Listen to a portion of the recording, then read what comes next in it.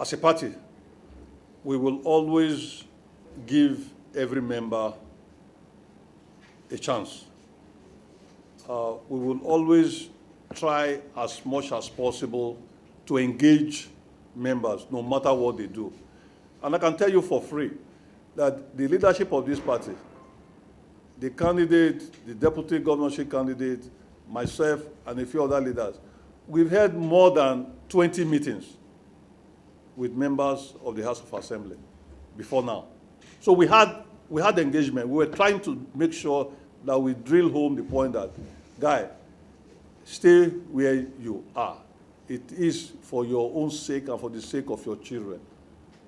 But apparently, maybe our efforts were not good enough to keep him where he was.